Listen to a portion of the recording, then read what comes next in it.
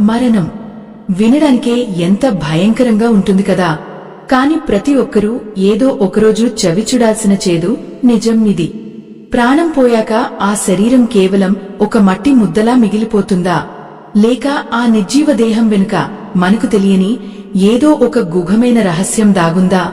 మనిషి కళ్లు మూయగానే మొదలయ్యే ఆ భయంకరమైన ప్రయాణం గురించి, యమలోకపు దారుల గురించి మీకు తెలుసా? ఈ అద్భుతమైన రహస్యం మీకు పూర్తిగా అర్థం కావాలన్నా, మీ జీవితం మారాలన్నా ఈ వీడియోను ఎక్కడా ఆపకుండా చివరి వరకు చూడండి. సగం విన్న జ్ఞానం ఏ ఫలితాన్ని ఇవ్వదు. ఒక్క క్షణం ఆలోచించండి. నిన్నటి వరకు మనతో కలిసి నవ్విన మనిషి ఇవాళ ఇలా చలనం లేకుండా నేలమీద పడి ఉండటం చూస్తుంటే గుండె తరుక్కుపోతుంది. ఆ నిశ్శబ్దం మనల్ని ఎన్నో ప్రశ్నలతో ఉక్కిరిబిక్కిరి చేస్తుంది. ఆ ఇల్లు అంతా రోదనలతో నిండిపోయింది. ఎక్కడ చూసినా కన్నీళ్లే, గుండెలు పగిలే ఆక్రందనలే. కాని ఆ మూలన పడి ఉన్న ఆ దేహం మాత్రం ఏమీ తెలియనట్లుగా నిశ్చలంగా ఉంది. సరిగ్గా అదే సమయంలో ఆ దేహం నుండి విడిపోయిన ఆత్మ తన చుట్టూ జరుగుతున్న వింతల్ని చూసి దిగ్భ్రాంతికి గురవుతుంది. అయ్యో! ఆత్మ తన వారిని పట్టుకుని పలకరించాలని చూస్తుంది. కాని ఎవరూ పలకరు. ఆ వేదన వర్ణనాతీతం. ప్రేక్షకులారా, గరుడ పురాణం ప్రకారం మనిషి మరణించిన వెంటనే ఆ శరీరం పంచభూతాల్లో కలవడానికి సిద్ధమవుతుంది. కాని ఈలోపు ఆ శరీరం చుట్టూ కొన్ని వింతైన సంప్రదాయాలు మొదలవుతాయి. చనిపోయిన వ్యక్తి కాళ్ల బోటన వేళ్లను దగ్గరకు చేర్చి ఒక తెల్లటి వస్త్రంతో ఎందుకు కడతారు? అలాగే చేతులను కూడా ఎందుకు కట్టివేస్తారు? ఇదంతా చూస్తున్న ఆత్మకు కలిగే ఆవేదన అంతా ఇంతా కాదు. నిజానికి మనిషి మరణించాక శరీరంపై నియంత్రణ కోల్పోతుంది. ఆ సమయంలో దుష్టశక్తులు లేదా పిశాచాలు ఆ నిర్జీవ దేహంలోకి ప్రవేశించే ప్రమాదం ఉంటుందని మన పెద్దలు చెబుతుంటారు. అందుకే ఆ దేహాన్ని రక్షించడానికి కొన్ని నియమాలు పాటిస్తారు. ఆ దేహం వైపు చూస్తూ ఆత్మ విలపిస్తూనే ఉంటుంది. నేను ఇక్కడే ఉన్నాను, నన్ను ఎందుకు ఇలా బంధిస్తున్నారు అని అరుస్తుంది. కాని ఆ అరుపు ఎవరికీ వినిపించదు. ఒక మనిషి ప్రాణం పోగానే ఆ శరీరం ఎంత త్వరగా చల్లబడిపోతుందో కదా. ఆ చల్లదనం వెనుక యమదూతల నీడలు ఉంటాయని గరుడ పురాణం వివరిస్తుంది. మృతదేహాన్ని నేలమీద పడుకోబెట్టినప్పుడు భూమి తన గురుత్వాకర్షణ శక్తితో ఆ శరీరంలోని మిగిలిన ప్రాణవాయువులను కూడా లాగేసుకుంటుంది. ఆ సమయంలో ఆ దేహం ఒక రకమైన బిగుసుకుపోయే స్థితికి చేరుకుంటుంది. అందుకే కాళ్లను, చేతులను కట్టడం అనేది కేవలం ఒక సంప్రదాయం మాత్రమే కాదు. అయ్యో! ఆ దృశ్యాన్ని ఊహించుకుంటేనే ఒళ్ళు గగుర్పొడుస్తుంది. చనిపోయిన వ్యక్తి ముఖంపై ఒక తెల్లటి బట్ట కప్పుతారు. ఎందుకో తెలుసా? ఆ మనిషి రూపం నెమ్మదిగా మారుతూ ఉంటుంది. ఆ భయంకరమైన మార్పును చూసి బంధువులు భయపడకూడదని, అలాగే ఆ ముఖం మీద ఏవైనా కీటకాలు వాలకూడదని అలా చేస్తారు. కాని ఆ ఆత్మ మాత్రం తన ముఖాన్ని తానే గుర్తుపట్టలేక తల్లడిల్లిపోతుంది. ఆ గదిలో వెలిగించిన దీపం, ఆ ధూపం అన్నీ ఒక ప్రత్యేకమైన వాతావరణాన్ని సృష్టిస్తాయి. గరుడ పురాణంలో శ్రీమన్నారాయణుడు గరుత్మంతుడికి ఈ రహస్యాలన్నీ వివరిస్తున్నప్పుడు ఆత్మ పొందే ప్రతి అనుభవాన్ని కళ్లకు కట్టినట్లు చెప్పాడు. మరణం తర్వాత మొదటి కొన్ని గంటలు ఆ ఆత్మ తన దేహాన్ని విడిచి వెళ్లడానికి అస్సలు ఇష్టపడదు. ఆ బంధం అంతటిది. ఆ మాయాలోకం అటువంటిది. శరీరాన్ని కట్టేయడం వల్ల ఆ దేహం నుండి ఏవైనా అశుద్ధ పదార్థాలు బయటకు రాకుండా ఉంటాయి. ఇది ఒక రకమైన శుచి. కాని దీని వెనుక ఉన్న ఆధ్యాత్మిక కోణం ఏమిటంటే, ఆత్మ తన పాత ఇంటిని, దేహాన్ని చూసి మళ్లీ లోపలికి రావాలని ప్రయత్నించకుండా ఉండటానికే ఈ బంధనాలు. ఎందుకంటే ఒక్కసారి ప్రాణం పోయాక మళ్లీ ఆ దేహంలోకి ఆత్మ ప్రవేశిస్తే అది ప్రేతాత్మగా మారిపోతుంది. ఎంతటి ఘోరం! ఆ ఆవరణలో ఉన్నవారందరూ పీనుగు అని పిలుస్తుంటే ఆ ఆత్మ గుండె పగిలిపోతుంది. నేను మీ వాడిని కదా, నా పేరేది అని అది ప్రశ్నిస్తుంది. కాని సమాధానం చెప్పేవారే ఉండరు. ఆ దేహం చుట్టూ తిరుగుతూ తనను కట్టిన ఆ తాళ్లను చూసి వింతగా అనిపిస్తుంది. ఆ సమయంలోనే యమదూతలు అక్కడికి చేరుకుంటారు. వారి రూపాలు చూస్తేనే ప్రాణాలు గడగడలాడిపోతాయి. భయంకరమైన కళ్ళు, చేతిలో పాశాలు. ప్రేక్షకులారా, ఆ దేహాన్ని కట్టేయడం వెనుక మరొక ముఖ్యమైన కారణం కూడా ఉంది. ప్రాణం పోయిన తర్వాత శరీరంలోని నరాలు సడలిపోతాయి. దీనివల్ల అవయవాలు వంకరగా పోయే అవకాశం ఉంటుంది. దేహాన్ని దహనం చేసే వరకు అది ఒక క్రమ పద్ధతిలో ఉండాలని అలా చేస్తారు. కాని ఆ దృశ్యం చూస్తున్న ఆత్మకు మాత్రం అది ఒక బందీఖానా లాగా అనిపిస్తుంది. అయ్యో, ఎంతటి నిస్సహాయ స్థితి అది! ఆత్మ తన ప్రయాణాన్ని మొదలుపెట్టే ముందు ఈ భూలోకపు బంధాలన్నీ తెంచుకోవాలి. కాని ఆ తెల్లటి బట్ట, ఆ కట్టిన తాళ్లు, ఆ ఏడుపులు, ఇవన్నీ ఆ ఆత్మను మరింత వేదనకు గురిచేస్తాయి. గరుడ పురాణం ప్రకారం మనిషి తన జీవితంలో చేసిన పాపపుణ్యాల చిట్టా అప్పుడే తెరుచుకుంటుంది. ఆ మృతదేహం చుట్టూ జరుగుతున్న ప్రతి క్రతువు ఆ ఆత్మకు ఒక పాఠం లాంటిది. కాని అది నేర్చుకునేలోపే సమయం మించిపోతుంది. ఆ భయంకరమైన రూపాలను చూసిన ఆత్మ భయంతో వణికిపోతుంది. చుట్టూ ఉన్నవారు ఏడుస్తున్నా ఆ యమదూతల కళ్లలో మాత్రం కనికరం అన్నదే ఉండదు. వారు ఆ ఆత్మను పాశంతో బంధిస్తుంటే ఆ వేదన వర్ణనాతీతం. ఆత్మ తన దేహాన్ని విడిచి వెళ్లడానికి అస్సలు ఇష్టపడదు. తను ప్రాణమున్నప్పుడు ఎంతో ప్రేమగా చూసుకున్న ఆ ఇల్లు, ఆ సామాన్లు, ఆ మనుషులు అన్నీ ఒక్కసారిగా పరాయివి అయిపోయినట్లు అనిపిస్తుంది. అయ్యో, మనిషి బతికున్నప్పుడు ఎంత గర్వపడతాడు. కాని ప్రాణం పోయాక తన సొంత ఇంట్లోనే తనకు చోటు ఉండదని ఆ క్షణం అర్థమవుతుంది.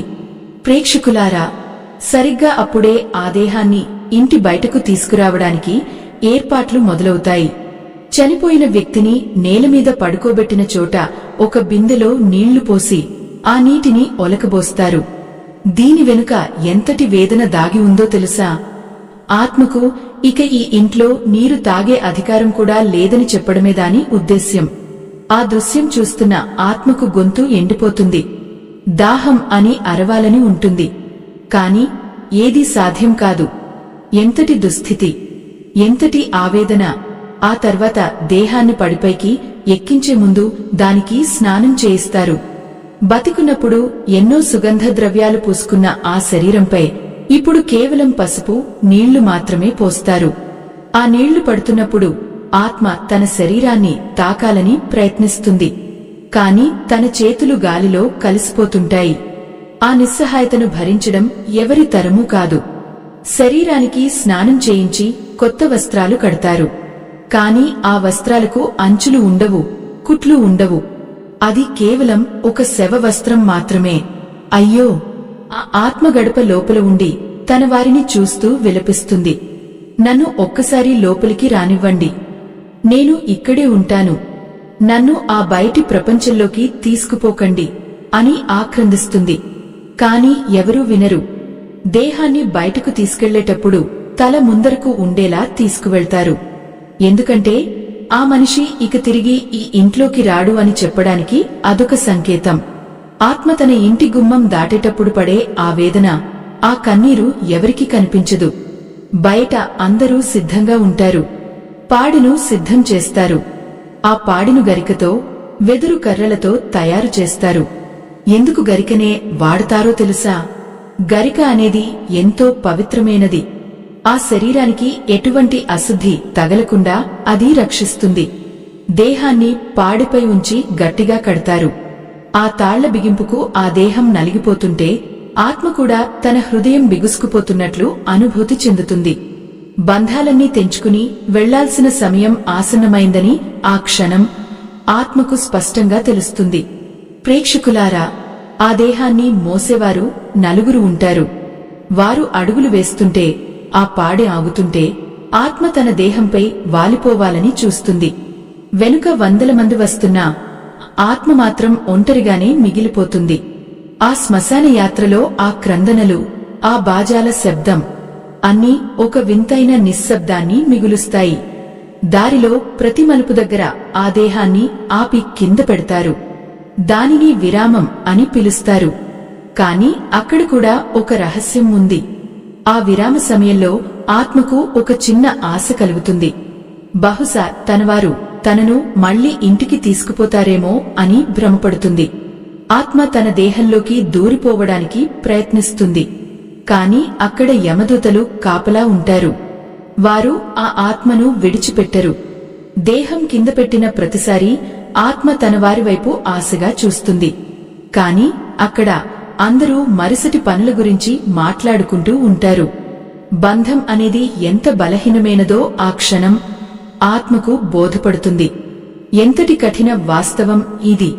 పాడి ముందు వెళ్తున్న వ్యక్తి ఒక కుండలో నిప్పు తీసుకువెళ్తాడు. అది ఆ ఇల్లాలు లేదా ఆ మనిషి సంపాదించిన అగ్ని. ఆ అగ్ని సాక్షిగా పుట్టిన మనిషి అదే అగ్నిలో కలిసిపోవడానికి వెళ్తున్నాడు. ఆ పొగను చూసి ఆత్మ తల్లడిల్లిపోతుంది. ప్రాణం ఉన్నప్పుడు అగ్ని అంటే భయపడే ఆ మనిషి ఇప్పుడు అదే అగ్ని ఒడిలోకి వెళ్ళక తప్పని పరిస్థితి. ఆ మార్గమంతా ఆత్మ అనుభవించే నరకం అప్పుడే మొదలవుతుంది. తన కళ్ల ముందే తన సర్వస్వం కాలిపోవడానికి సిద్ధమవుతుంటే ఆ బాధను భరించడం సాధ్యమేనా? గరుడ పురాణంలో ఈ శ్మశాన ప్రయాణాన్ని చాలా విపులంగా వివరించారు. మనిషి బతికున్నప్పుడు ఎన్ని దానధర్మాలు చేశాడో ఆ పుణ్యమే ఈ ప్రయాణంలో అతనికి తోడుగా వస్తుంది. ఏమీ చేయని పాపాత్ములకు ఆ దారి ముళ్ల కంచెలా అనిపిస్తుంది. కాని పుణ్యాత్ములకు మాత్రం అది ఒక చల్లటి నీడలా కనిపిస్తుంది. ఆత్మ తన గత జీవితాన్ని తలచుకుంటూ ప్రతి తప్పును గుర్తు చేసుకుంటూ కన్నీరు మున్నీరు అవుతుంది. అయ్యో, కాలం చేజారిపోయాక చింతించి ఏం లాభం? ప్రేక్షకులారా, దేహం శ్మశానానికి చేరుకోగానే అక్కడి వాతావరణం మారిపోతుంది. అది కాల భైరవుని నిలయం. అక్కడ ప్రతి అడుగు ఒక భయాన్ని కలిగిస్తుంది. దేహాన్ని పాడిమీద నుండి దించి చితిపై ఉంచుతారు. కట్టెలను ఒక్కొక్కటిగా పేరుస్తుంటే ఆత్మకు ఊపిరి ఆగిపోయినట్లు అనిపిస్తుంది. తన ప్రాణ సమానమైన దేహాన్ని ఆ కట్టెల మధ్య చూసుకోవడం ఎంతటి శాపం! ఆ కట్టెలు పేర్చడం అంటే ఈ భూమితో ఉన్న చివరి బంధాన్ని పేర్చడమే. చుట్టూ ఉన్నవారు ఆఖరి చూపు అని పిలుస్తారు. అందరూ వచ్చి ముఖం చూసి వెళ్తుంటారు. కాని ఆ ఆత్మ మాత్రం వారి కాళ్లమీద పడి వేడుకుంటుంది. నన్ను రక్షించండి, నన్ను కాల్చకండి, నేను ఇంకా బతకాలి అని. కాని ఆ మూగవేదన ఎవరికీ వినపడదు. చివరిగా నోట్లో నీళ్లు పోస్తారు. అవి కేవలం గొంతు తడపడానికి మాత్రమే. ఆ తర్వాత ముఖంపై ఉన్న వస్త్రాన్ని తొలగిస్తారు. ఆ ఆఖరి క్షణం, ఆ ఆఖరి చూపు ఎంతటి హృదయ విదారక దృశ్యం అది! కట్టెలు చిటపటలాడటానికి సిద్ధంగా ఉన్నాయి. నెయ్యి పోస్తారు, కర్పూరం వెలిగిస్తారు. ఆ వేడి ఆత్మకు కూడా తగులుతుంది. శరీరం కాలిపోతుంటే ఆ నొప్పిని ఆత్మ కూడా అనుభవిస్తుంది. కాని ఆ దహనం వెనుక ఒక గొప్ప ఉద్దేశ్యం ఉంది. పంచభూతాలతో తయారైన ఈ దేహం మళ్లీ వాటిలోనే కలిసిపోవాలి. ఆత్మకు మోక్షం కలగాలంటే ఈ కవచం కాలిపోవాల్సిందే. కాని ఆ ఆత్మకు తన దేహంపై ఉన్న మమకారం అంత త్వరగా వదలదు. అది ఆ చితి చుట్టూ తిరుగుతూనే ఉంటుంది. ఆ మంటలు మెల్లమెల్లగా పాదాల నుండి పైకి పాకుతుంటే ఆ వేడి తట్టుకోలేక ఆత్మగాలిలో గిజగజలాడుతుంది. బతికున్నప్పుడు చిన్న దెబ్బ తగిలితేనే విలవలలాడిన ఆ దేహం ఇప్పుడు అగ్నికిలల మధ్య కాలిపోతుంటే చూడటం ఎంతటి నరకం! అయ్యో, ఆత్మ తన చేతులతో ఆ మంటలను ఆర్పాలని చూస్తుంది. కాని అది కేవలం గాలిలో ఒక నీడలా మిగిలిపోయింది. తన కళ్ల ముందే తన సర్వస్వం కాలి బూడిదవుతుంటే ఆ నిస్సహాయతను భరించడం ఎవరి తరమూ కాదు. ఆ వేదన వర్ణనాతీతం. చితి చుట్టూ ఉన్న కట్టెలు చటపటలాడుతూ కాలిపోతుంటే ఆ పొగ ఆకాశంలోకి ఎగబాకుతుంది. ఆ పొగలో తన జ్ఞాపకాలన్నీ కాలి బూడిదవుతున్నట్లు ఆ ఆత్మకు అనిపిస్తుంది. ప్రేక్షకులారా, ఆ సమయంలోనే ఒక వింతైన క్రతువు మొదలవుతుంది. ఆ చితిని వెలిగించిన వ్యక్తి చేతిలో ఒక పొడవాటి వెదురు కర్రను పట్టుకుని ఆ దేహం తలవైపు అడుగులు వేస్తాడు. ఆ దృశ్యం చూసి ఆత్మ భయంతో వణికిపోతుంది. నా తలమీద ఎందుకు కొడుతున్నారు అని అది కేకలు వేస్తుంది. కాని ఆ అరుపు ఎవరికీ వినిపించదు. ఆ కర్రతో తలమీద గట్టిగా కొట్టే ఆ ఘట్టాన్ని కపాలక్రియ అని పిలుస్తారు. గరుడ పురాణం ప్రకారం మనిషి శరీరంలోని అత్యంత పవిత్రమైన భాగం బ్రహ్మరంధ్రం. అది తల పైభాగంలో ఉంటుంది. మనిషి ప్రాణం పోయేటప్పుడు 10 ద్వారాల గుండా ప్రాణం బయటకు వెళ్తుంది. కాని యోగులు పుణ్యాత్ములు తమ ప్రాణాన్ని ఆ బ్రహ్మరంధ్రం ద్వారానే విడిచిపెడతారు. సాధారణ మానవుల విషయంలో ఆ ద్వారం మూసుకుపోయి ఉంటుంది. ఆ బంధాన్ని తెంచడానికి ఆ కర్ర దెబ్బ అవసరం. అయ్యో, ఆ కర్ర దెబ్బ తగిలినప్పుడు ఆత్మ ఒక రకమైన విద్యుత్ షాక్ లాంటి అనుభూతికి లోనవుతుంది. ఆ దెబ్బతో ఆ బ్రహ్మరంధ్రం పగిలి లోపల ఉన్న ప్రాణవాయువు బయటకు వస్తుంది. అప్పటి వరకు తన దేహంతో ఉన్న ఆ చివరి బంధం కూడా ఆ దెబ్బతో తెగిపోతుంది.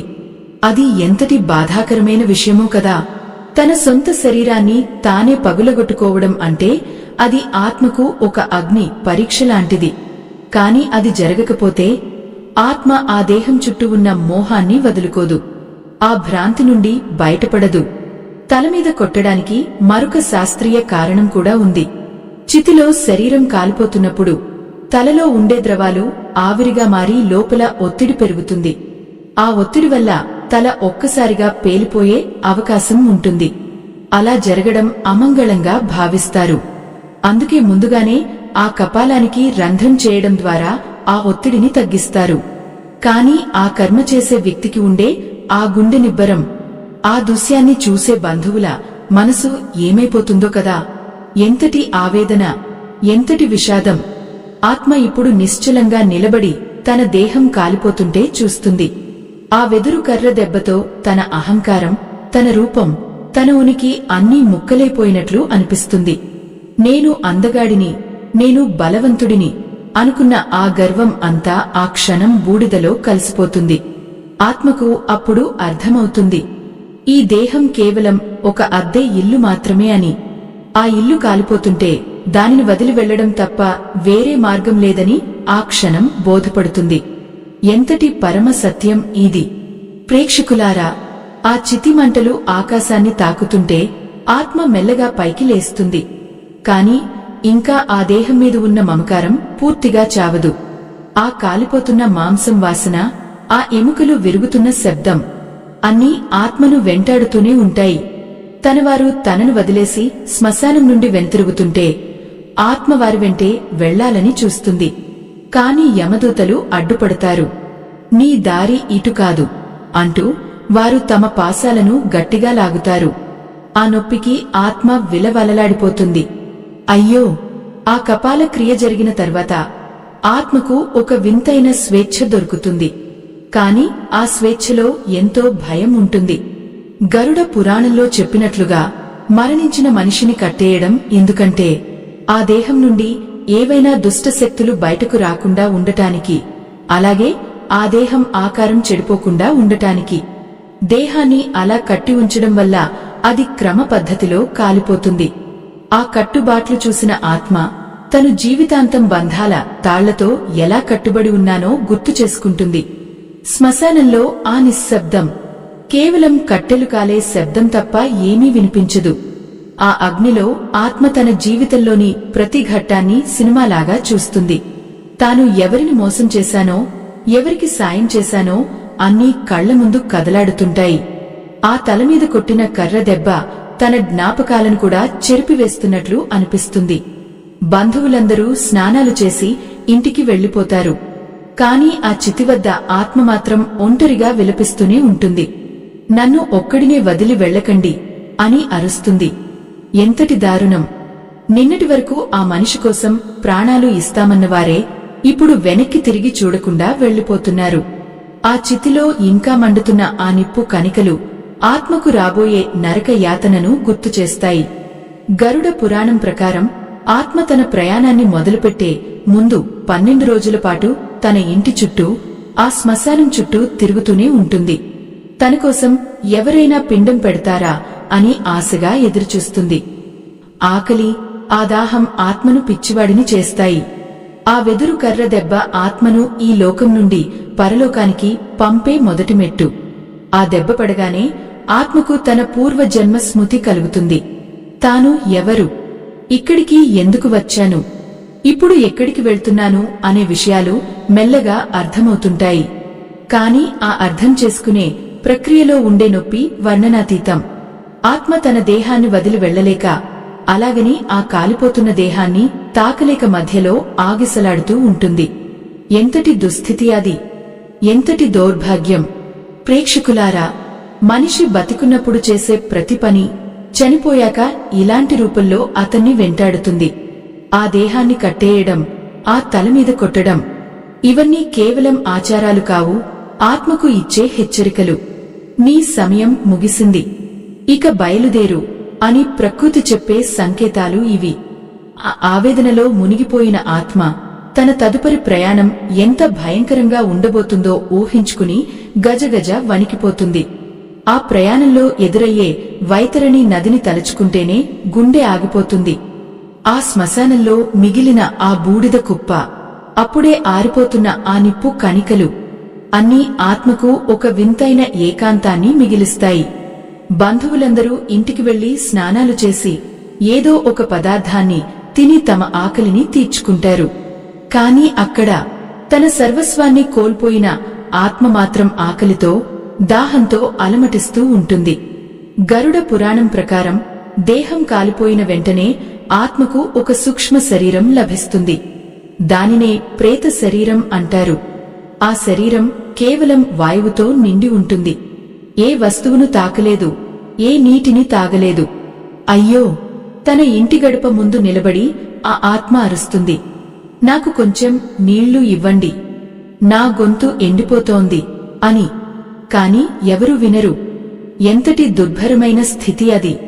ప్రేక్షకులారా, మనిషి చనిపోయిన మొదటి రోజు నుండి 10 రోజుల వరకు చేసే పిండ ప్రదానాలు ఆ ఆత్మకు ఎంతో ముఖ్యం. మొదటి రోజు పెట్టే పిండం ఆత్మకు తల భాగాన్ని ప్రసాదిస్తుంది. రెండో రోజు మెడ, భుజాలు, ఇలా 10 రోజుల పాటు పెట్టే ప్రతి పిండం ఆ ప్రేత శరీరానికి ఒక్కో అవయవాన్ని ఇస్తుంది. ఒకవేళ ఆ 10 రోజులు పిండ ప్రదానాలు జరగకపోతే ఆత్మకు శరీరం ఏర్పడదు. అది కేవలం ఒక ఆకారం లేని గాలిలా అనంతమైన ఆకలితో ఈ విశ్వంలో తిరుగుతూనే ఉంటుంది. ఆకలిని భరించడం నరకం కంటే దారుణం. అందుకే ఆ 10 రోజులు ఆత్మ తన ఇంటి ఆవరణలోనే తిరుగుతూ తన వారు పెట్టే ఆహారం కోసం ఆశగా ఎదురుచూస్తుంది. ఆ ఎదురుచూపులో ఉండే వేదనను వర్ణించడం ఎవరి తరమూ కాదు. ఆ ఇంటి ఆవరణలో ఉన్న తులసి కోట దగ్గరో లేక పెరట్లోనే ఆత్మ నిలబడి ఉంటుంది. తను ప్రాణంగా ప్రేమించిన తన పిల్లలు, తనవారు తన గురించి ఏమని మాట్లాడుకుంటున్నారో వింటుంది. కొందరు ఆస్తుపాస్తుల గురించి, మరికొందరు తన పనుల గురించి చర్చిస్తుంటే ఆత్మకు గుండె తరుక్కుపోతుంది. నేను మీకోసం ఎంత చేశాను, ఇప్పుడు కేవలం ఈ ఆస్తి గురించేనా మీ ఆలోచన అని విలపిస్తుంది. ఆ సమయంలోనే ఆత్మకు ఈ ప్రపంచపు మాయాజాలం అర్థమవుతుంది. అయ్యో! మనిషి బతికున్నప్పుడు నాది నాది అని దేనికోసం అయితే పాకులాడతాడో అది ఏది తన వెంట రాదని, కేవలం తాను చేసిన పుణ్యం మాత్రమే తనను కాపాడుతుందని ఆ క్షణం బోధపడుతుంది. ఆ నిస్సహాయతలో ఆత్మ అనుభవించే నరకయాతన అప్పుడే మొదలవుతుంది. సనాతన ధర్మాన్ని కాపాడే ఈ మహాయజ్ఞంలో ఆ పరమాత్మ మీకు ఇచ్చిన దాంట్లో మీ గుండెకు అనిపించిన చిన్న సాయాన్ని వీడియో చివర్లో ఉన్న స్కానర్ ద్వారా అందించి భగవంతుని ఆశీస్సులు పొందండి. ఆత్మ పడే ఆవేదనను చూస్తుంటే మనిషి జన్మ ఎంతటి బుద్భుతప్రాయమో అనిపిస్తుంది. ఆ 10 రోజులు ఆత్మ పడే బాధ కేవలం ఆకలి మాత్రమే కాదు, తన శరీరం కాలిపోయిందన్న పశ్చాత్తాపం కూడా. ఆ చితిమంటల్లో తన కండరాలు కాలిపోతున్నప్పుడు పడ్డ నొప్పి కంటే తనవారు తనను మర్చిపోతున్నారన్న నొప్పి ఆత్మను ఎక్కువగా వేధిస్తుంది.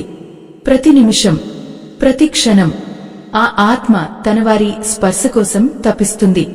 కాని ఆ గాలిలో కలిసిపోయిన రూపానికి ఆ స్పర్శ లభించదు. ఎంతటి ఘోరం, ఎంతటి వేదన! 10 రోజులు గడిచే కొద్దీ ఆత్మకు యమలోకపు పిలుపు వినిపిస్తూనే ఉంటుంది. యమదూతలు అప్పుడప్పుడు వచ్చి దర్శనమిస్తుంటారు. వారిని చూసినప్పుడల్లా ఆ ప్రేత శరీరం భయంతో వణికిపోతుంది. ఇంకొక రోజు ఇక్కడే ఉండనివ్వండి, నా వారిని కళ్లారా చూసుకుంటాను అని వేడుకుంటుంది. కాని కాలం ఎవరికోసం ఆగదు.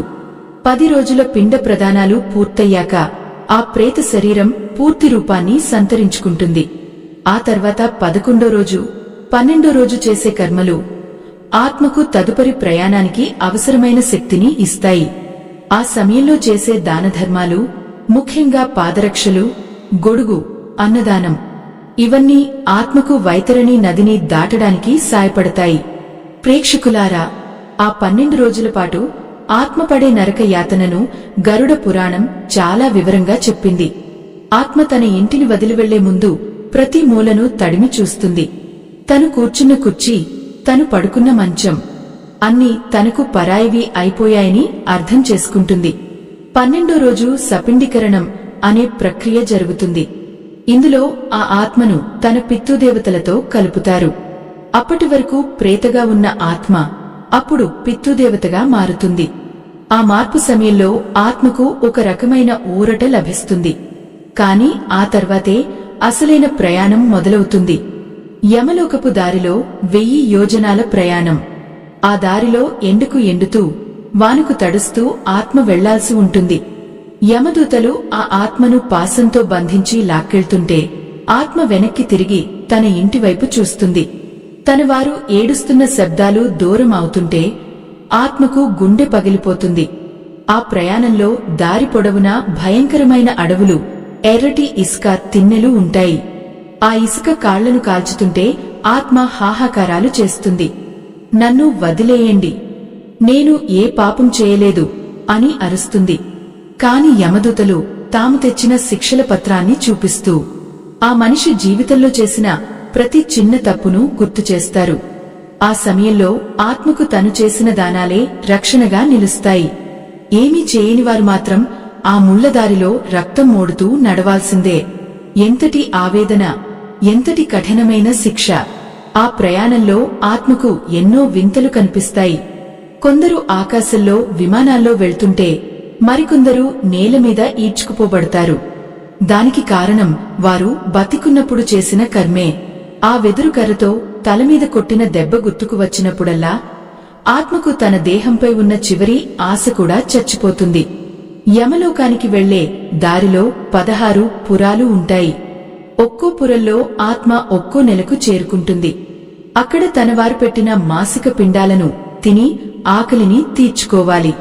ఒకవేళ ఇంట్లో వారు ఆ కర్మలు సరిగ్గా చేయకపోతే ఆత్మ ఆకలితో అలమటించిపోతుంది. ఆకలితో కళ్లు తిరుగుతున్న యమదూతలు మాత్రం విశ్రాంతి తీసుకోనివ్వరు. నడుస్తూనే ఉండాలి. ప్రాణాలు పోతున్నా నడుస్తూనే ఉండాలి. అయ్యో, ఆ ప్రయాణంలో ఎదురయ్యే గాలి ఎంత వేగంగా ఉంటుందంటే అది ఆ ప్రేత శరీరాన్ని ముక్కలు ముక్కలు చేస్తుంది. కాని ఆ శరీరం మళ్లీ అతుక్కుపోతుంది. ఎందుకంటే ఆత్మ అనుభవించాల్సిన శిక్ష ఇంకా మిగిలే ఉంటుంది.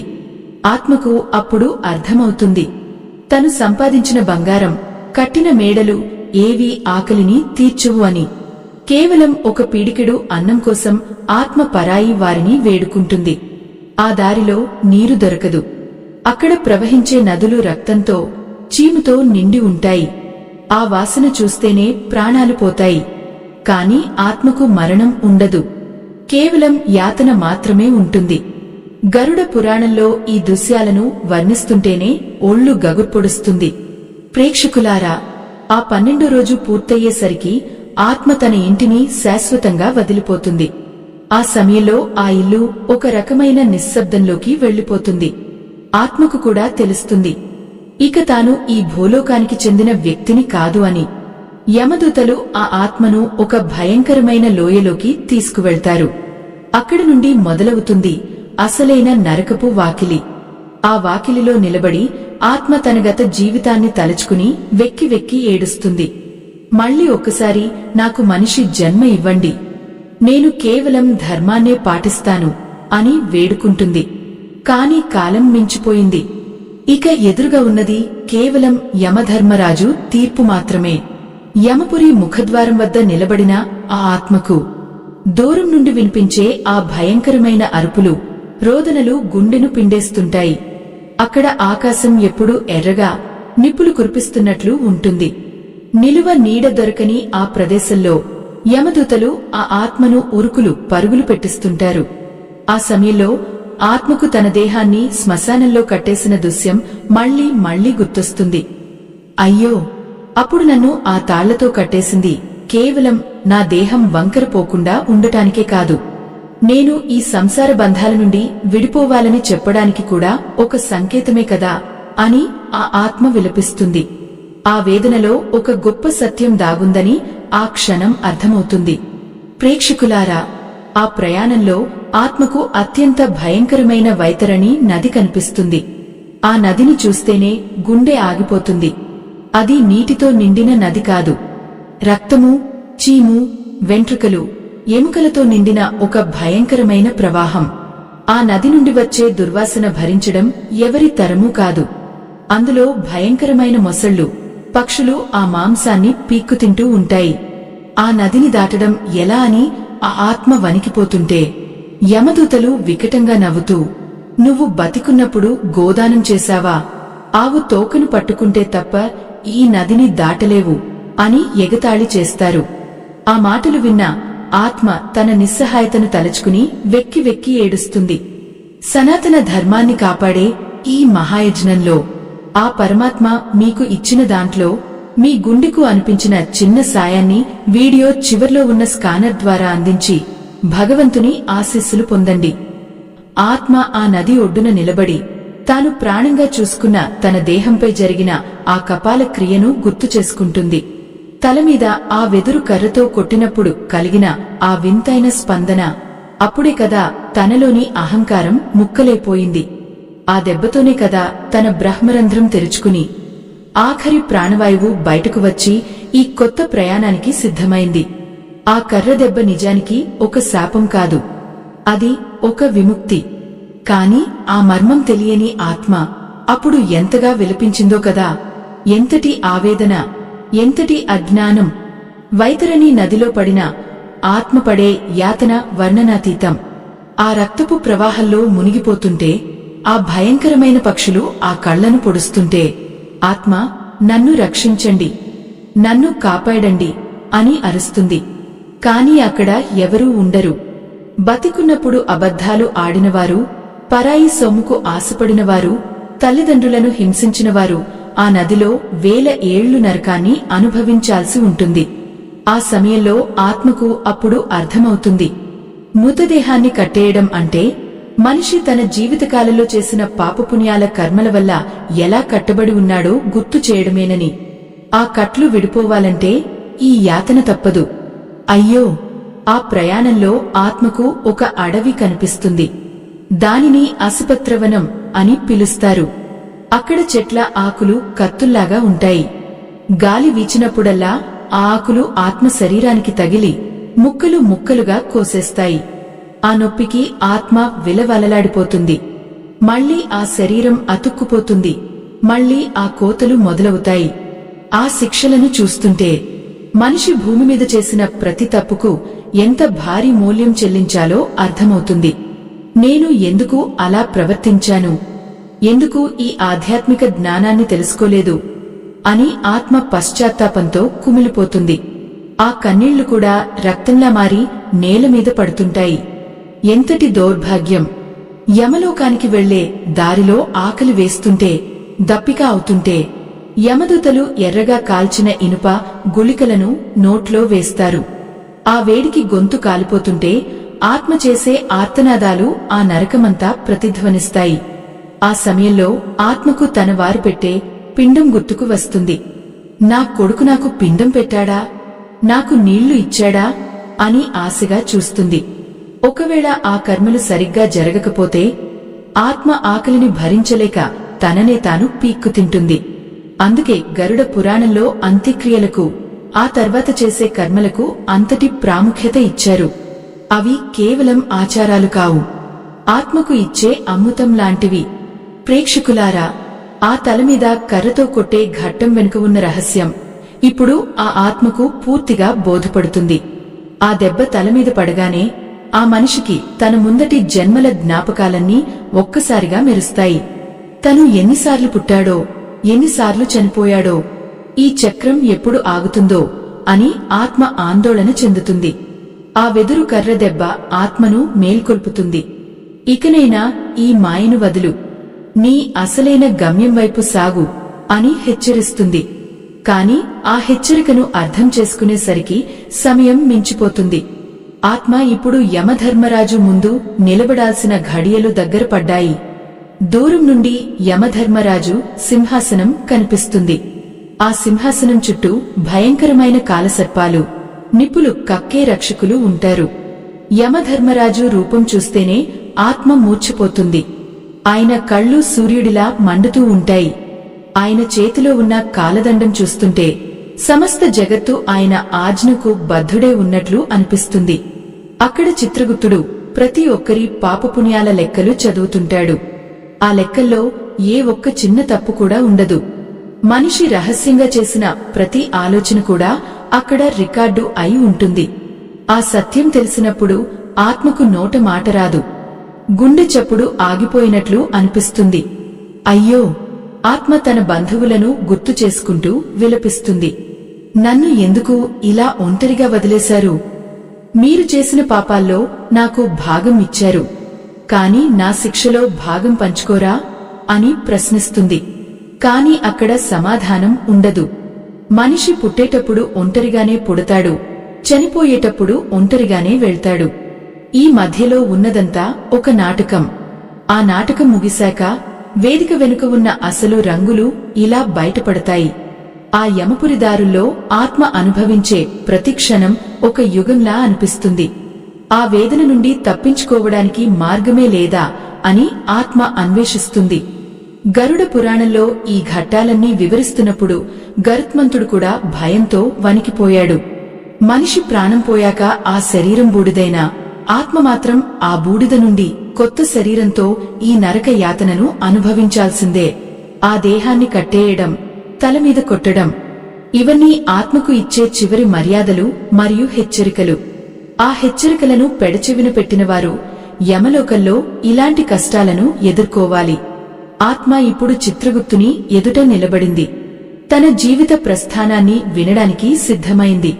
ఆ మాటలు వింటుంటే ఆత్మకు తన తప్పులు కళ్ల ముందు కదలాడుతుంటాయి. ఎంతటి ఆవేదన, ఎంతటి విషాదం!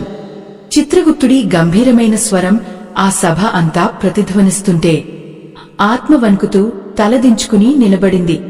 ఆయన ఒక్కొక్కటిగా ఆ మనిషి చేసిన రహస్య కృత్యాలను బయటపెడుతుంటే భూలోకంలో తను ఎవరికీ తెలియదు అనుకున్న ప్రతి చిన్న తప్పు ఇప్పుడు ప్రపంచమంతటికీ తెలిసినట్లు అనిపిస్తుంది.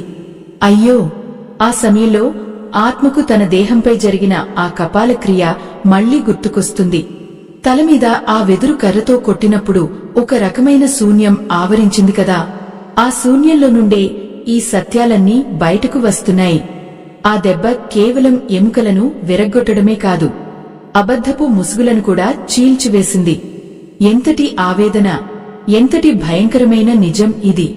ప్రేక్షకులారా, చిత్రగుప్తుడు ఆ ఆత్మవైపు నిశితంగా చూస్తూ, నీవు నీ జీవితంలో ఇతరులను మోసం చేసి సంపాదించిన ప్రతి రూపాయి ఇక్కడ ఒక పాములా మారి నిన్ను కాటేస్తుంది అని అంటాడు.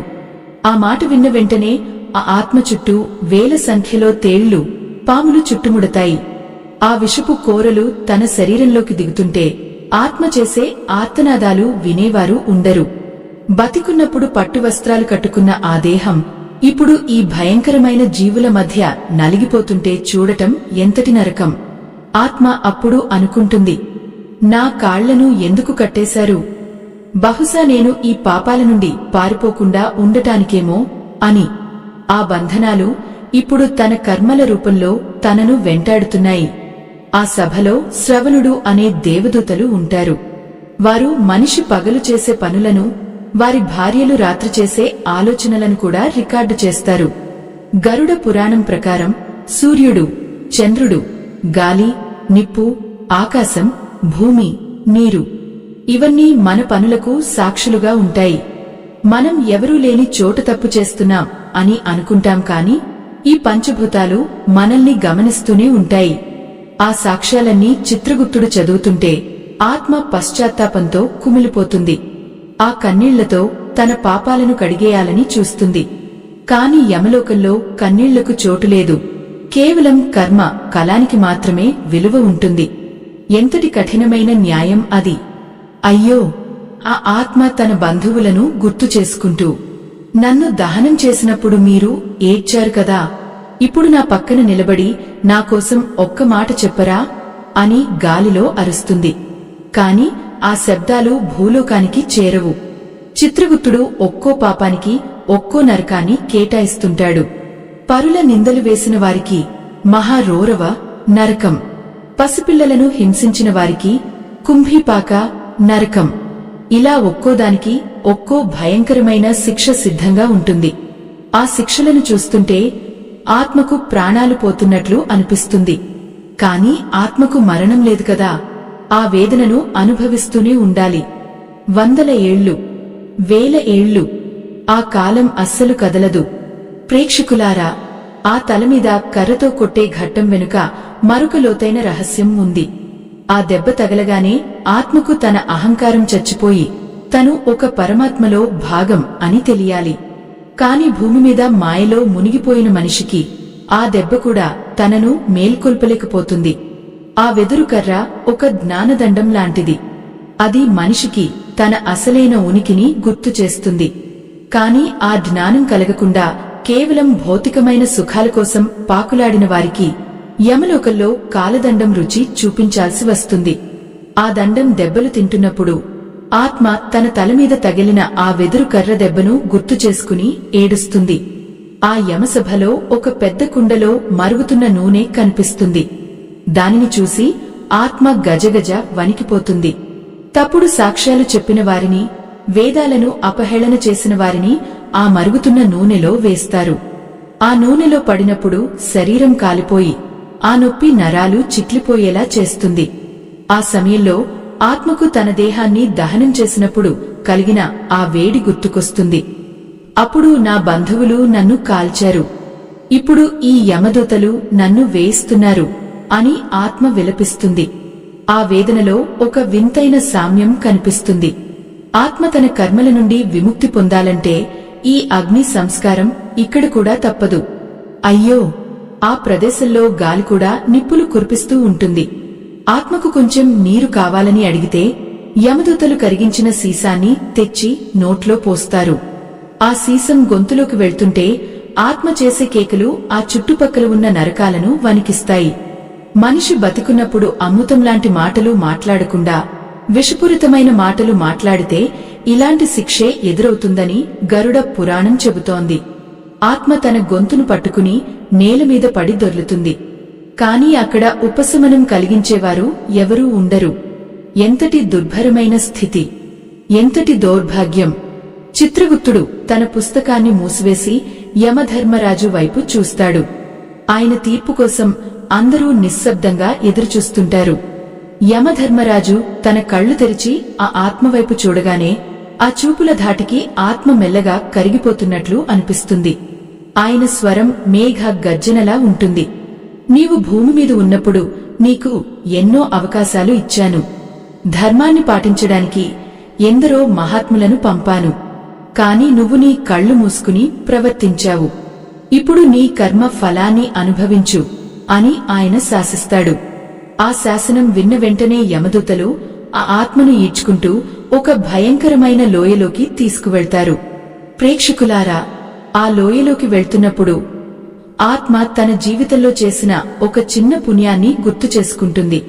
తాను ఒక ఆకలితో ఉన్న జీవికి అన్నం పెట్టానని, ఆ పుణ్యం తనను కాపాడుతుందని ఆశపడుతుంది. కాని ఆ పుణ్యం కొండంత పాపం ముందు చాలా చిన్నదిగా అనిపిస్తుంది. ఆత్మకు అప్పుడు అర్థమవుతుంది, మనిషి చేసే ప్రతి చిన్న పనికి ఒక లెక్క ఉంటుంది అని. తన దేహాన్ని కట్టేసిన ఆ తాళ్లు, తన తలమీద కొట్టిన ఆ కర్ర అన్నీ తనను ఈ స్థితికి సిద్ధం చేయడానికే అని ఇప్పుడు పూర్తిగా బోధపడుతుంది. ఆ ఆవేదనలో మునిగిపోయిన ఆత్మ తన తదుపరి శిక్ష ఏమై ఉంటుందో అని ఊహించుకుంటూ భయంతో కళ్లు మూసుకుంటుంది. ఆ లోయ చివర ఒక పెద్ద తలుపు ఉంటుంది.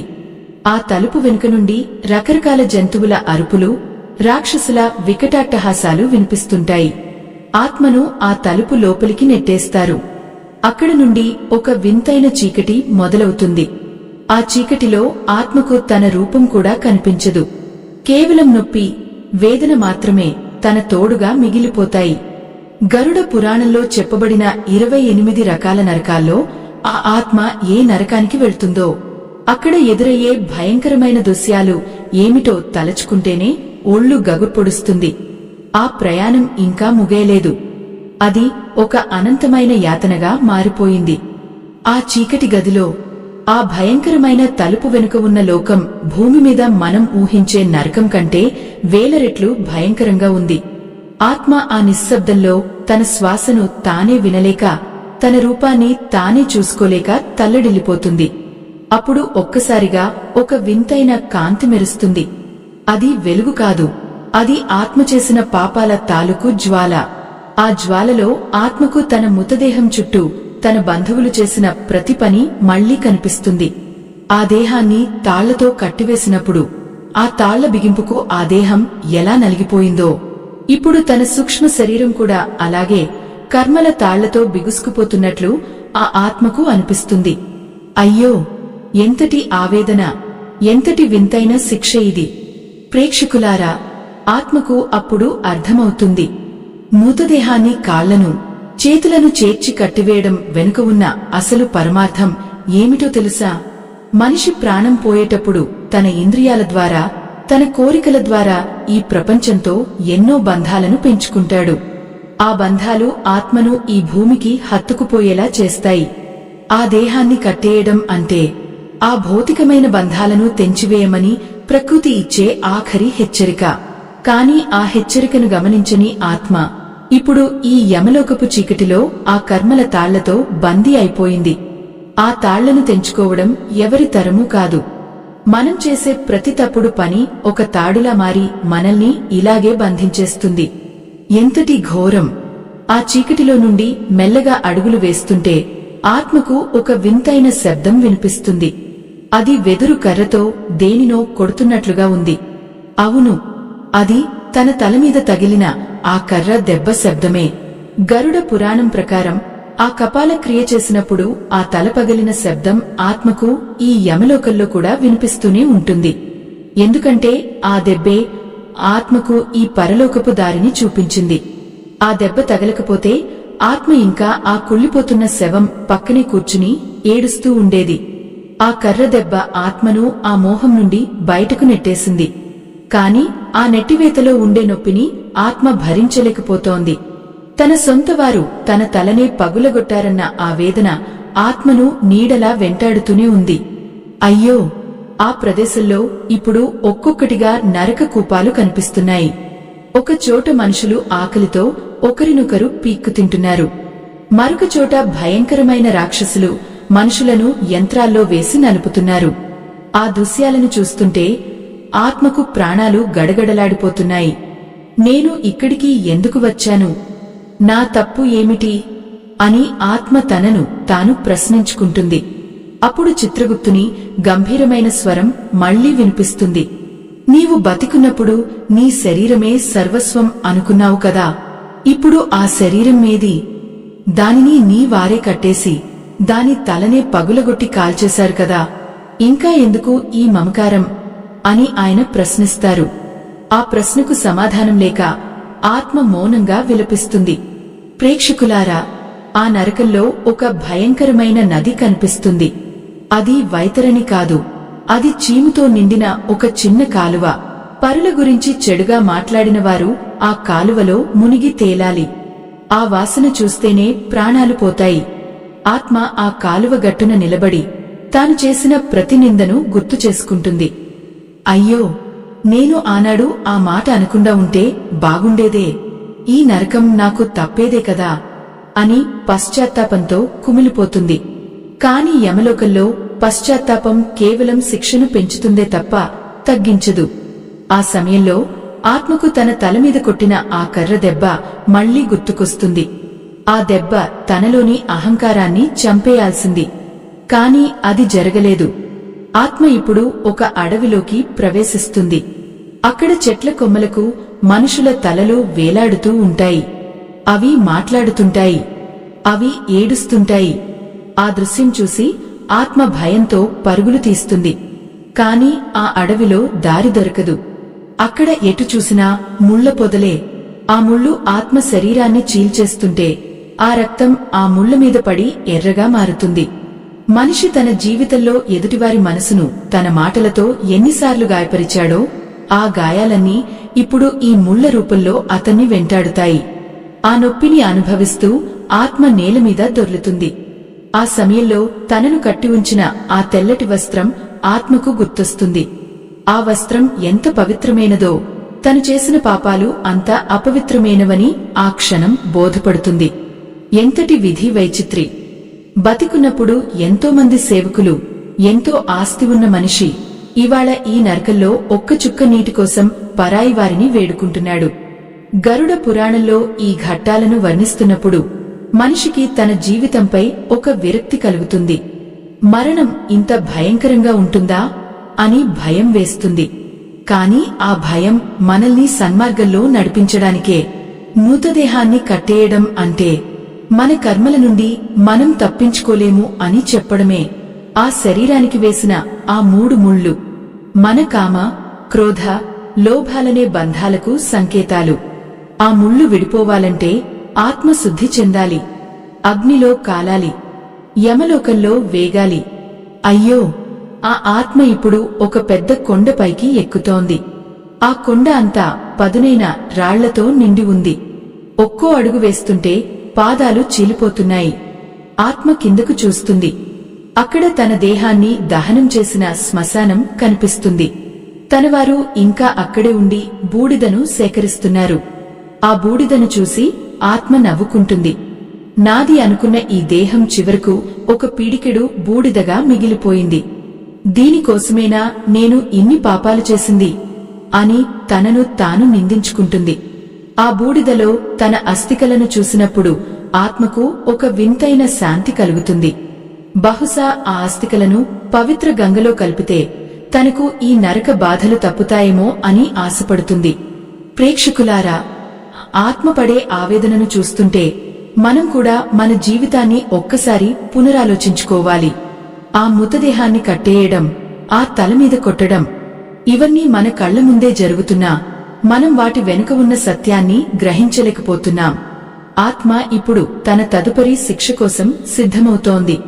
యమదూతలు తనను ఒక లోతైన బావి వద్దకు తీసుకెళ్తున్నారు. ఆ బావిలో ఏముంది? ఆత్మ అక్కడ ఏ శిక్షను అనుభవించబోతోంది? ఆ భయంకరమైన దృశ్యాలను తలచుకుంటేనే గుండె తరుక్కుపోతుంది. ఆత్మ తన ఆఖరి ప్రయాణం వైపు అడుగులు వేస్తోంది. ఆ అడుగుల్లో ఎంతో భారం ఉంది, ఎంతో వేదన ఉంది. ఆ బావి లోపల నుండి ఒక వింతైన పొగ వస్తోంది. ఆ పొగ వాసన చూస్తుంటే ఆత్మకు కళ్ళు తిరుగుతున్నాయి. యమదూతలు ఆ ఆత్మను ఆ బావిలోకి తోసేయడానికి సిద్ధంగా ఉన్నారు. ఆత్మ గట్టిగా కేకలు వేస్తుంది. నన్ను వదిలేయండి, నేను మారతాను, నాకు ఇంకొక అవకాశం ఇవ్వండి అని వేడుకుంటుంది. కాని యమలోకంలో అవకాశాలు ఉండవు, కేవలం తీర్పులు మాత్రమే ఉంటాయి. ఆత్మ ఆ బావిలో పడిపోతుంటే తన జీవితంలోని ప్రతి క్షణం కళ్ల ముందు కదలాడుతుంది. ఆ ముగింపు ఎంత భయంకరంగా ఉండబోతుందో ఊహించుకుంటేనే ఒళ్ళు గగుర్పొడుస్తుంది. ఆత్మ తన సర్వస్వాన్ని కోల్పోయి ఇప్పుడు కేవలం తన కర్మల సాక్షిగా మిగిలిపోయింది. ఆ భయంకరమైన బావిలోకి జారిపోతున్న ఆత్మకు చుట్టూ ఉన్న గాలి కూడా నిప్పు కానికల్లా తగులుతోంది. ఆ లోతుల్లోంచి వినపడే ఆర్తనాదాలు, రోదనలు గుండెను పిండేస్తున్నాయి. అయ్యో! ఆత్మ తన సూక్ష్మ చేతులతో దేనినైనా పట్టుకుని ఆగాలని చూస్తుంది. కాని అక్కడ ఏదీ దొరకదు. అప్పుడు ఆ ఆత్మకు ఒక్కసారిగా ఒక మెరుపులాంటి దృశ్యం కళ్ల ముందు కదలాడుతుంది. అది తన దేహాన్ని శ్మశానంలో ఉంచిన ఆఖరి క్షణం. ఆ తెల్లటి వస్త్రం, ఆ కట్టిన తాళ్లు, ఆ తలమీద వేసిన ఆ వెదురు కర్ర దెబ్బ, ఆ శబ్దం ఇప్పుడు యమలోకంలో కూడా ప్రతిధ్వనిస్తోంది. ఆ శబ్దమే ఇప్పుడు ఆ ఆత్మకు ఒక గొప్ప సత్యాన్ని బోధించడానికి సిద్ధమవుతోంది. ఆ వేదనలో ఒక వింతైన వెలుగు కనిపిస్తోంది. ఎంతటి ఆవేదన, ఎంతటి కఠినమైన పాఠం ఇది! ప్రేక్షకులారా, ఆత్మకు అప్పుడు జ్ఞానోదయం కలుగుతుంది. మృతదేహాన్ని కాళ్లను, చేతులను చేర్చి కట్టివేయడం వెనుక ఉన్న అసలు పరమార్థం ఇప్పుడు ఆ ఆత్మకు పూర్తిగా అర్థమవుతుంది. ఆ కాళ్లను కట్టేయడం అంటే నీవు నీ జీవిత కాలంలో అడిగిన ప్రతి అడుగు, వేసిన ప్రతి తప్పటడుగు ఇక్కడితో ఆగిపోయాయి. ఇక నీవు ఎక్కడికి పారిపోలేవు. నీ కర్మలను నీవు అనుభవించాల్సిందే అని ప్రకృతి ఇచ్చే సంకేతం. ఆ చేతులను కట్టేయడం అంటే నీవు నీ చేతులతో చేసిన ప్రతి పాపం, ప్రతి మోసం ఇప్పుడు నీతోనే ఉన్నాయి, వాటిని నీవు విడిచిపెట్టలేవు అని చెప్పడమే. ఆ బంధనాలు కేవలం దేహానికే కాదు, ఆత్మకు కూడా ఒక హెచ్చరిక లాంటివి. ఆ బంధాలను తెంచుకోవాలంటే ఆత్మ తన పాపాలను కడిగేసుకోవాలి. ఆత్మ ఇప్పుడు ఆ బావి అడుగున ఉన్న ఒక వింతైన సభలోకి చేరుకుంటుంది. అక్కడ యమధర్మరాజు తన కాలదండాన్ని పట్టుకుని నిలబడి ఉన్నాడు. ఆయన వైపు చూడగానే ఆత్మకు తన తలమీద తగిలిన ఆ వెదురు కర్ర దెబ్బ మళ్లీ మళ్లీ గుర్తుకొస్తుంది. గరుడ పురాణం ప్రకారం ఆ కపాల క్రియ చేసినప్పుడు ఆ వెదురు కర్రతో తలమీద కొట్టడం అనేది అత్యంత ముఖ్యమైన ఘట్టం. ఆ దెబ్బతోనే మనిషిలోని అహంకారం ముక్కలైపోతుంది. నేను, నాది అనే ఆ మాయాబంధం ఆ దెబ్బతోనే విడిపోతుంది. ఆ బ్రహ్మరంధ్రం తెరుచుకున్నప్పుడు ఆత్మకు తన అసలైన స్వరూపం తెలుస్తుంది. కాని ఆ దెబ్బ తగిలినా ఇంకా మోహంలో ఉన్న ఆత్మలకు యమధర్మరాజు తన కాలదండంతో శిక్షలు విధిస్తాడు. ఆ శిక్షలు అనుభవిస్తున్నప్పుడు ఆత్మ పడే వేదన వర్ణనాతీతం. అయ్యో, ఆత్మ తన గత జన్మలోని సుఖాలను తలచుకుని వెక్కి వెక్కి ఏడుస్తుంది. నేను ఎందుకు ఇంత గర్వపడ్డాను? నా అందం, నా ఐశ్వర్యం ఏమైపోయాయి అని ప్రశ్నించుకుంటుంది. అప్పుడు చిత్రగుప్తుడు తన పుస్తకాన్ని తెరిచి, నీవు నీ జీవితంలో ఇతరులకు చేసిన మేలు ఎంత, నీవు చేసిన దానధర్మాలు ఎన్ని అని అడుగుతాడు. ఆత్మ మౌనంగా ఉండిపోతుంది. అప్పుడు యమధర్మరాజు ఒక నిర్ణయం తీసుకుంటాడు. ఆత్మ చేసిన చిన్న పుణ్యాలను బట్టి దానికి మళ్లీ ఒక అవకాశం ఇవ్వాలని అనుకుంటాడు. కాని ఆ అవకాశం రావాలంటే ఆత్మ ఈ నరక యాతనను పూర్తిగా అనుభవించి తన పాపాలను ప్రక్షాళన చేసుకోవాలి. ఆ ప్రక్షాళనలో ఆత్మపడే ప్రతి నొప్పి ఒక పాఠం లాంటిది. సనాతన ధర్మాన్ని కాపాడే ఈ మహాయజ్ఞంలో ఆ పరమాత్మ మీకు ఇచ్చిన దాంట్లో మీ గుండెకు అనిపించిన చిన్న సాయాన్ని వీడియో చివర్లో ఉన్న స్కానర్ ద్వారా అందించి భగవంతుని ఆశీస్సులు పొందండి. ఆ ఆత్మకు ఇప్పుడు అర్థమవుతుంది, మనిషి చనిపోయిన తర్వాత తనవారు పెట్టే ఆ పిండ ప్రదానాలు, ఆ తిలోదకాలు ఎంత శక్తివంతమైనవో. ఆ క్రియలు సరిగ్గా జరిగితేనే ఆ ఆత్మకు ఈ యమలోకంలో కొంచెం ఉపశమనం లభిస్తుంది. ఆ వెదురు కర్ర దెబ్బ ఆత్మను మేల్కొల్పితే బంధువులు చేసే ఆ కర్మలు ఆత్మకు ఆకలి తీర్చి ముందుకు నడిపిస్తాయి. అందుకే మన పెద్దలు ఆ ఆచారాలను అంత నిష్టగా పాటించమని చెబుతుంటారు. అవి కేవలం మూఢనమ్మకాలు కావు, అవి ఆత్మకు ఇచ్చే ఆఖరి మర్యాదలు. ప్రేక్షకులారా, ఆత్మ ఇప్పుడు మెల్లగా తన శిక్షలను పూర్తి చేసుకుని తన తదుపరి ప్రయాణం వైపు అడుగులు వేస్తోంది. ఆ ప్రయాణంలో తనకు లభించే కొత్త శరీరం ఎలా ఉంటుందో, తాను మళ్లీ ఏ గర్భంలో జన్మిస్తుందో అని ఆందోళన చెందుతుంది. కాని ఈసారి ఆత్మకు ఒక స్పష్టత ఉంది. నేను మళ్లీ పుడితే కేవలం ధర్మాన్నే పాటిస్తాను, ఎవరినీ మోసం చేయను, ఆధ్యాత్మిక చింతనతో జీవిస్తాను అని నిశ్చయించుకుంటుంది. ఆ నిశ్చయం ఆత్మకు ఒక కొత్త శక్తిని ఇస్తుంది. యమలోకపు దారులు ఇప్పుడు కొంచెం తేలికగా అనిపిస్తాయి. ఆ వెదురు కర్ర దెబ్బ తన జ్ఞాన నేత్రాన్ని తెరిపించిందని ఆత్మ ఇప్పుడు సంతోషిస్తుంది. ఎంతటి మార్పు, ఎంతటి ఆధ్యాత్మిక పరిణతి ఇది! మృతదేహాన్ని కట్టేయడం వల్ల ఆ దేహంపై ఉన్న మమకారం పోతుంది. తలమీద కొట్టడం వల్ల ఆత్మకు విముక్తి కలుగుతుంది. ఈ రెండు క్రియలు మనిషికి ఇహలోక బంధాల నుండి పరలోక ప్రయాణానికి వారధి లాంటివి. ఈ గరుడ పురాణ రహస్యాలను తెలుసుకున్న వారికి మరణం అంటే భయం ఉండదు, కేవలం ఒక మార్పులాగే అనిపిస్తుంది. ఆత్మ ఇప్పుడు తన చివరి అడుగులు వేస్తూ ఆ పరమాత్మ సన్నిధికి చేరుకోవడానికి సిద్ధమవుతోంది. తన చుట్టూ ఉన్న ఆ చీకటి ఇప్పుడు వెలుగుగా మారుతోంది. ఆ వెలుగులో ఆత్మకు తన అసలైన శాంతి లభిస్తుంది. ఆ శాంతిని వర్ణించడానికి మాటలు చాలవు, కేవలం అనుభూతి మాత్రమే మిగులుతుంది. అయ్యో, ఈ ఆధ్యాత్మిక ప్రయాణం మనందరికీ ఒక కళ్లు తెరిపించే నిజం. మనం ఏది శాశ్వతం అని అనుకుంటున్నామో అది ఏది వెంటరాదని, కేవలం మనం చేసిన కర్మే మనల్ని కాపాడుతుందని అర్థం చేసుకోవాలి. ఆత్మ ఇప్పుడు మళ్లీ భూలోకానికి రావడానికి సిద్ధమవుతోంది. ఒక కొత్త ఆశతో, ఒక కొత్త ఆశయంతో. ఆ ప్రయాణంలో ఎదురయ్యే ప్రతి మలుపు ఒక కొత్త పాఠం. గరుడ పురాణంలో చెప్పబడిన ఈ పరమ సత్యాలు మన జీవితాలను మార్చేస్తాయి. ఆత్మకు ఇప్పుడు ఆ పరమాత్మ దీవెనలు లభించాయి. ఇక ఆ యాతన ముగిసింది. ఆత్మ తన కొత్త రూపం కోసం ఎదురుచూస్తూ మౌనంగా ఉండిపోయింది. ఈ ఆధ్యాత్మిక ప్రయాణం ఇక్కడితో ముగిసిపోయింది. స్వస్తి.